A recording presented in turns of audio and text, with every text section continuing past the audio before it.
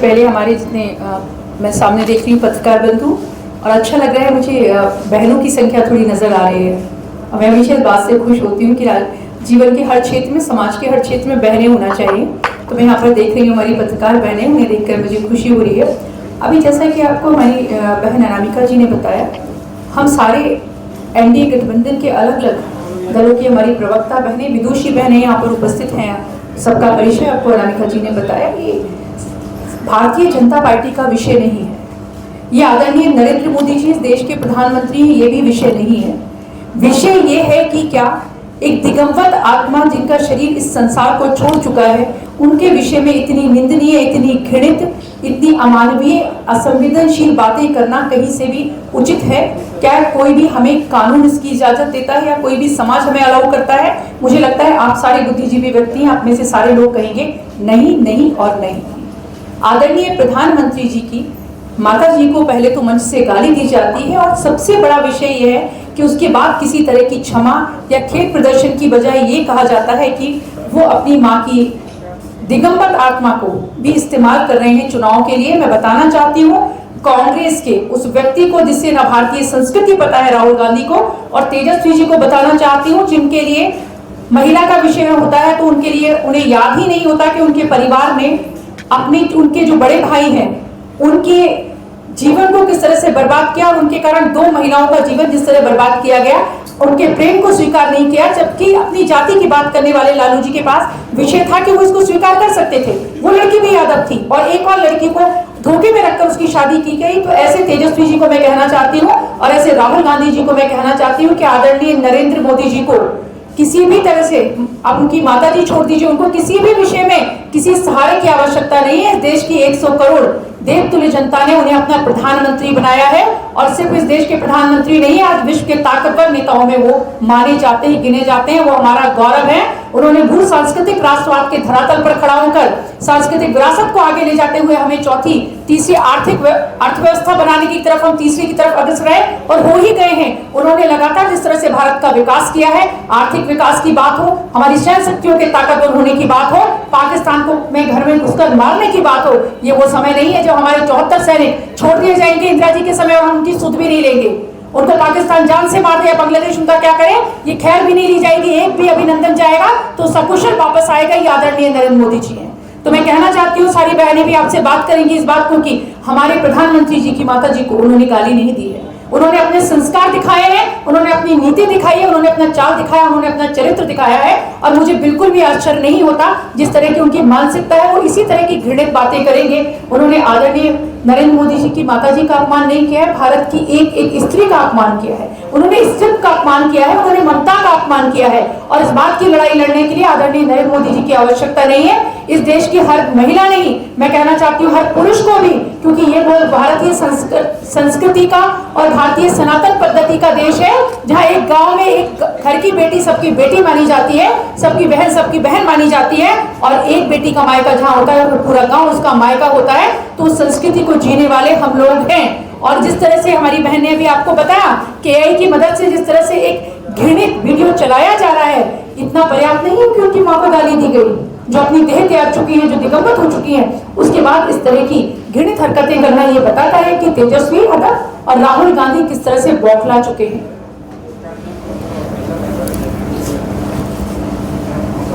अब मैं आमंत्रित करूंगी, दिक्कत है कुछ, आमंत्रित करना चाहूंगी जेडीयू की प्रवक्ता श्रीमती अनुप्रिया जी को कि वो अपनी बातों को रखें। धन्यवाद। आज भाजपा के प्रदेश कार्यालय में आयोजित प्रेस वार्ता में यहाँ उपस्थित एनडीए के तमाम राजनीतिक दल की महिला प्रवक्तागण, हम सभी आपका इलेक्ट्रॉनिक एवं प्रिंट मीडिया के साथियों का स्वागत करते हैं।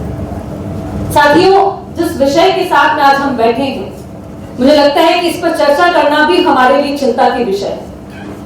आज बिहार की राजनीतिक में एक तरफ विपक्ष लगातार अपनी राजनीतिक हाशिए पे और अपनी राजनीतिक जमीन को समझ करके एक जिस तरह की निर्लजता का, राजनीतिक निर्लजता की प्रकाशा को पार करके आज बिहार की राजनीति को आदरणीय प्रधानमंत्री मोदी जी की मां के ऊपर लाके खड़ा कर दिया है।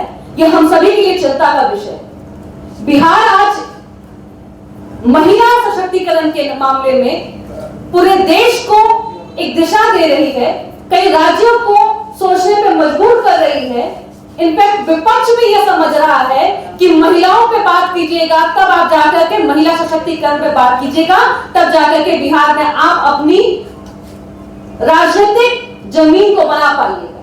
क्योंकि आपने बतौर राजनीतिक दल जो विपक्ष को 90 के पहले कांग्रेस और 90 के बाद में आरजेडी को जो सत्ता मिली, उन्होंने अपने शासनकाल में लगातार महिलाओं के साथ में जिस तरह से घिनौनी हरकत की, उनका उत्पीड़न किया गया, उनके परिवारों को असहाय महसूस कराया गया, उनके परिवार के लोगों की हत्या की गई। वो जानते हैं कि उनका शासनकाल कितना भयावह था। और आज जब उनको राजनीतिक में चुनाव लड़ना है तो उनको आज विषय सिर्फ मिला है हमारे आदरणीय प्रधानमंत्री मोदी जी की मां पे। एक गलती तो माफ भी कर सकते थे, पर बिहार की महिलाओं ने उस गलती को भी माफ करने के लिए संकल्प लिया कि हम माफ नहीं करेंगे। अब दोबारा आप गलती कर रहे हैं तो इससे यह साबित होता है कि आप अपनी राजनीति के हाशिए पे हैं। कांग्रेस, बिहार कांग्रेस के ट्विटर हैंडल से जिस तरह से एआई के माध्यम से आदरणीय प्रधानमंत्री मोदी जी की मां के ऊपर उनको राजनीतिक में खींचना, वो भी पितृपक्ष की महीने में। अरे बिहार ने तो आज पूरे विश्व से लोगों को इस पितृपक्ष जैसे महीने में यहां ला करके अपने पितरों की शांति के लिए यहां लोग पिंडदान करते हैं। तेजस्वी जी, आप भी गए थे अपने पिता और माता के साथ में। अरे हम लोग तो सभी लोग अपने पितरों की शांति के लिए पिंडदान करने के लिए लोग पहुंच रहे हैं, और उस समय में आप आदरणीय प्रधानमंत्री मोदी जी की मां को आप घसीट रहे हैं राजनीतिक में। तभी निरस्ता नहीं आती है, लेकिन आपसे उम्मीद भी नहीं कर सकते। लगातार आपके सहयोगी दल और आप मोदी जी की मां को, बिहार के लोगों को गाली दे रहे हैं। आपके सहयोगी दल कभी कहते हैं बिहार को बीडी से आप तुलना कर देते हैं, कभी बिहार के लोगों को आपने कल सुना होगा कह रहे थे एसआईआर के मुद्दे पे, तेलंगाना के मुख्यमंत्री और वहां के मंत्री कह रहे थे कि बिहारियों जैसी हमारी स्थिति नहीं है। अरे क्या आप बिहार के बारे में जानते हैं? आप बार बार बिहार के लोगों को गाली दीजिएगा। और तेजस्वी जी, आपके मुंह में क्या लगा है? घी लगा है क्या कि मुंह खुल नहीं रहा है आपका? क्या आप बोल नहीं पा रहे हैं अपने राजनीतिक दलों को कि इस तरह की घिनौनी हरकत मत कीजिए? लेकिन नहीं, या आपकी ये इतनी जो बयानें आपके साथी दलों के साथ आ रही है, इससे यह दृश्य सामने होता है कि आप मान के चलते हैं कि महिलाओं का अपमान, बिहारियों के लोगों का अपमान, आदरणीय प्रधानमंत्री मोदी जी की मां का अपमान ही आपकी राजनीति का विषय है। और आप किसी विषय पर राजनीति करना चाहते हैं तो मैं आपको बता दूं, बिहार की महिलाएं, बेटियां आपको वोट की चोट के माध्यम से लगातार जैसे 20 सालों में आपको नहीं चुना है, फिर से पुनः अपने वोट के अधिकार के माध्यम से आपको सत्ता से बाहर रखेगी। क्योंकि आपकी घिनौनी राजनीति जिस तरह से मोदी जी की मां पे आके टिक गई है, और मैं फिर कह रही हूं कि हम सभी को सोचने का विषय है कि मोदी जी की मां पे आप अगर इस तरह से बोलेंगे तो ये आपकी सोची समझी साजिश है और दर्शाता है कि आप राजनीतिक हाशिए पे हैं। इसी बातों के साथ मैं अपनी वाणी को विराम दूंगी। सवाल में तो जाएंगे नहीं, उसके बावजूद वो हमारे प्रधानमंत्री की माता जी को गाली देते हैं। मैं जब ये घटना को सुनी थी तो उनके ऊपर एफआईआर भी दर्ज की थी। ये दरभंगा की घटना थी। तो मैं और मेरे साथ बहुत सारी महिलाएं ऐसी हैं बिहार की जो काफी ज्यादा दुखी और हतप्रभ थी कि इस प्रकार से जब एक प्रधानमंत्री की माता जी को नहीं बख्शा जाता है तो बिहार की आम महिला जो यहाँ रह रही हैं उनके साथ अगर उनको मौका मिलता है बिहार में दोबारा सत्ता स्थापित करने का तो वो किस प्रकार से बिहार की महिलाओं का हर्ष करेंगे। वो तो ऑलरेडी मतलब खौफ ज्यादा हो चुकी हैं।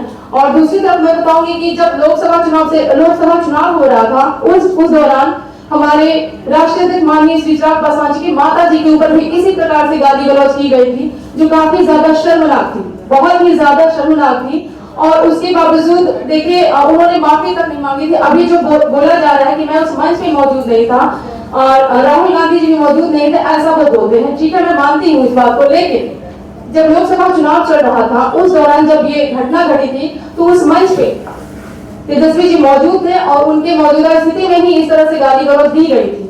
तो ये उनका दिव्य चरित्र है जो बिहार की महिलाओं को आगे आगे ला करके उनको उस हाशिए में रखते हैं कि भाई बिहार की महिलाओं का कोई वजूद नहीं है, उनको तिरस्कार करना, उनको गाली गलौज देना ही उनका मानसिक स्थिति है।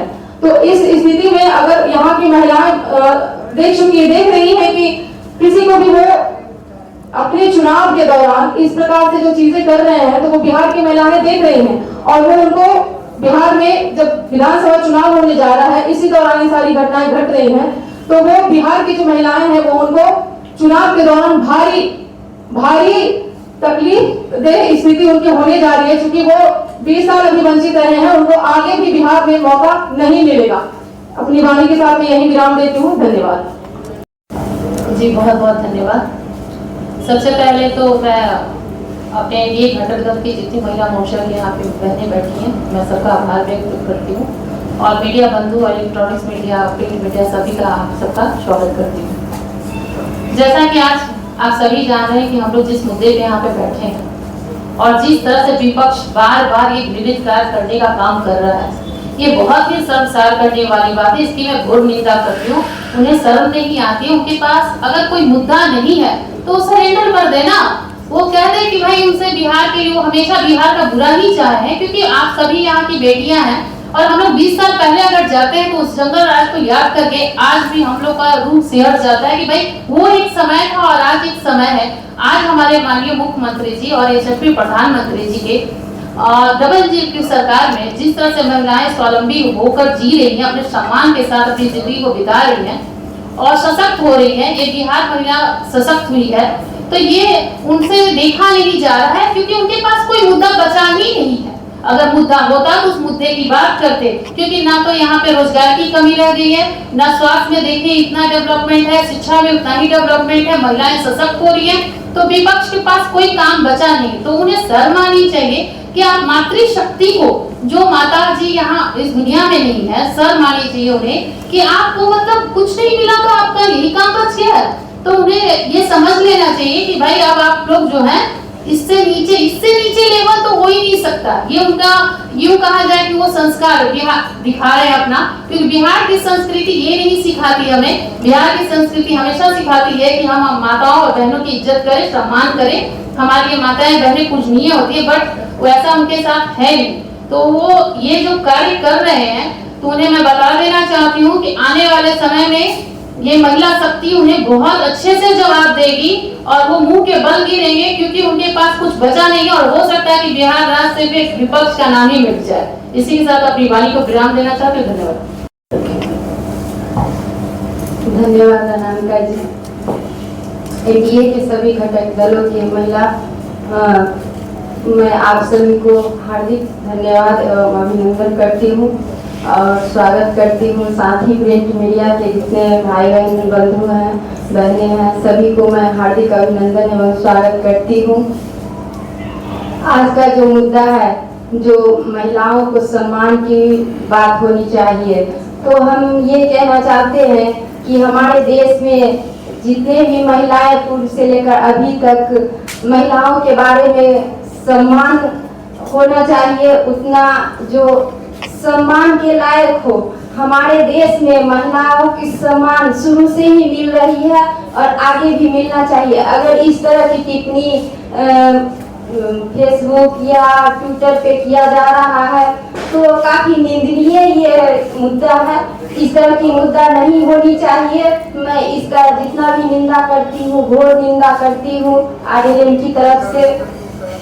और हमारी पार्टी अगर इस तरह की मुद्दा आगे भी किसी तरह की बात अगर होगी महिलाएं पे, तो हम लोग रुकने वाले नहीं हैं। आगे भी और इससे भी ज्यादा कुछ हम लोग करने का प्लान करेंगे।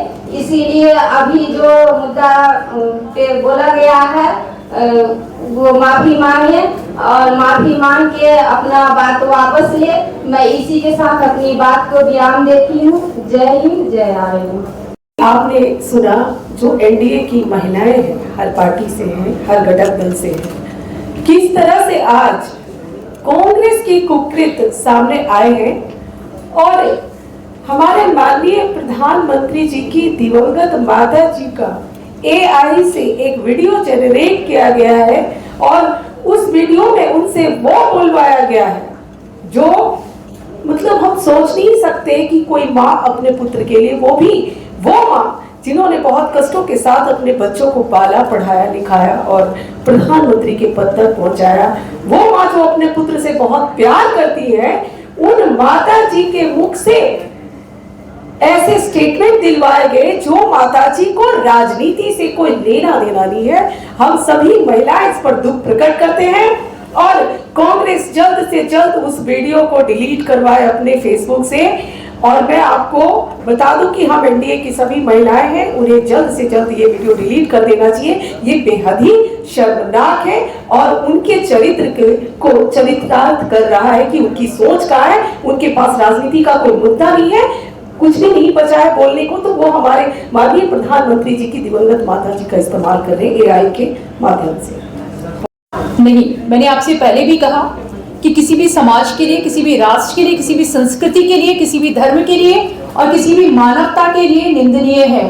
तो जैसे बिहार बंद की बात की, तो आगे जिस तरह से भी हमें लगेगा, उचित लगेगा कि बिहार की जनता को जिससे बहुत असुविधा ना हो, किस तरह से हम अपना इस बात को, संदेश को पहुंचा सकते हैं लोगों के बीच में। मुझे लगता है लोग भी इसमें साथ में हैं, आप भी सारे लोग अगर पत्रकार हैं, हर संवेदनशील, हर जागरूक और हर बुद्धिजीवी व्यक्ति और हर सामाजिक व्यक्ति और मानवीय व्यक्ति इस पक्ष में होगा कि ये जिस तरह का ट्विटर कितना निंदनीय है। मतलब अभी जैसे कि हमारी एक बहन ने कहा कि एक गलती से उनको सब्र नहीं है, वो गाली दी जाती है, ना वो क्षमा याचना करते हैं, ना वो खेद व्यक्त करते हैं, उसके बाद कांग्रेस के अधिकृत ट्विटर से इस तरह का वीडियो जारी करना, माता जी का फोटो बनाकर उनको वीडियो लाना कि आदरणीय प्रधानमंत्री जी को कहना इतना निंदनीय है। इसके लिए भारतीय जनता पार्टी, एनडीए गठबंधन का हर कार्यकर्ता, वो महिला है या पुरुष हो, और समाज का हर व्यक्ति इस बात के लिए, अगर सड़क पर उतरने की बात हो तो हम उतरेंगे, अगर हमें जिस तरह से भी अपनी बात को रखना और विरोध करना हम करेंगे। उन्हें जल्द से जल्द इसको अपने ट्विटर हैंडल से हटाना होगा, और नहीं अगर वो हटाते हैं और वो सोचते हैं कि वो विजयी हैं, तो जैसा कि अभी अनुप्रिया जी ने कहा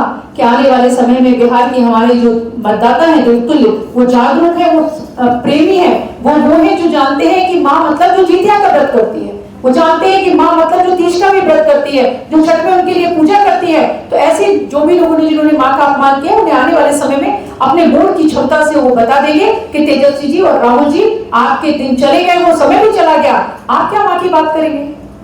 आप क्या माँ की और स्त्री की बात करेंगे जिसके समय में एक IAS की पत्नी का लगातार शोषण होता रहा, और IAS लॉबी जो देश की सबसे सशक्त लॉबी मानी जाती है, उसे चुप होकर बैठना पड़ा। तो आप सारे लोग अंदाजा लगा सकते हैं, और मुझे लगता है आप में से हर व्यक्ति आक्रोशित होगा, जो भी संवेदनशील व्यक्ति है वो इस बात पे आक्रोशित होगा, और महिलाओं से ज्यादा तो पुरुष इस बात पे आक्रोशित होते हैं कि वो प्रधानमंत्री है या नहीं, वो क्या है, वो एक सामान्य व्यक्ति है। परंतु एक सामान्य व्यक्ति, 10 साल के बच्चे को भी अगर माँ की गाली दी जाएगी तो उसकी पीड़ा का, उसकी मर्मांतक, उसको जो दर्द होगा, उसकी पीड़ा का आप जो सारे लोग अंदाजा लगा सकते हैं। देखिए, ये आज का नहीं, कोई दिक्कत नहीं, ये आज की प्रेस कॉन्फ्रेंस का विषय नहीं है।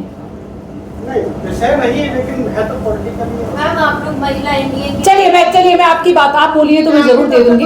नहीं बिल्कुल नहीं, प्रेस आप सुनिए, मैं आपको बोल देती हूँ ताकि आपको ये ना लगे कि एनडीए की प्रवक्ता या जो बैठी हुई महिला है वो ठीक से आपकी बात का जवाब नहीं दे सकती। मैं आपकी बात का बहुत जिम्मेदारी के साथ जवाब देना चाहूंगी। जैसा कि जब मैं आई यहाँ पर, तो मैंने एक विषय कहा, बहुत इसको बिल्कुल एक बुद्धिजीवी व्यक्ति की तरह सुनिएगा, क्योंकि मेरी अभी भी धारणा है, अभी भी मेरे शब्द पे ध्यान दीजिएगा। आप जो मैं देख रही हूँ प्रिंट मीडिया, आप लोग बहुत जिम्मेदार और बुद्धिजीवी व्यक्ति होते हैं, और मैं खुद भी 4.5 साल दिल्ली में DD न्यूज में सीनियर रिपोर्टर रही हूँ। तो उतनी बुद्धिजीविता के साथ, उतनी संवेदना के साथ इस बात को सुनिएगा, बिल्कुल अपने मतलब प्रेस कॉन्फ्रेंस के एंगल से नहीं। अभी जब मैं आई तो मैंने बहुत खुशी जाहिर की। मैं पहले प्रदेश अध्यक्ष रही महिला मोर्चे की, उसके बाद युवा मोर्चे की उपाध्यक्ष थी। मैं कभी किसी बहन को नहीं देखती थी। तो अभी भी आप एक चीज देखिए, टिकट की जो आपने बात की, मैं आपको उसके पीछे की वजह बताना चाहती हूँ। और जहाँ तक स्त्रियों को आगे बढ़ाने की बात है, मैं खुद पिछड़े समाज से एक MLC आपके सामने मंच पर बैठी हुई हूँ। तो हमारी पार्टी किस तरह से, भारतीय जनता पार्टी या एनडीए के लोग अपनी बहनों को, या जो हमारे यहाँ स्त्रियां हैं, उनको किस तरह से अवसर देते हैं, आप सामने देख सकते हैं। हमारी बहन अनामिका पासवान जी है, दूसरी बार प्रदेश उपाध्यक्ष है, ये प्रवक्ता है, हमारी बहन अनुप्रिया है, और सारी बहनों को आप देखते हैं। तो एनडीए गठबंधन के जो लोग हैं, वो भारतीय परंपरा, सनातन धर्म में नारी का सम्मान करने की दृष्टि से हम लोग नारियों को अवसर देते हैं और आगे बढ़ाते हैं। मैं आपकी टिकट वाले विषय पर आती हूँ। देखिए, सारी की सारी जो हम अगर राजनीति की बात करते हैं तो हम समाज की भी बात करते हैं।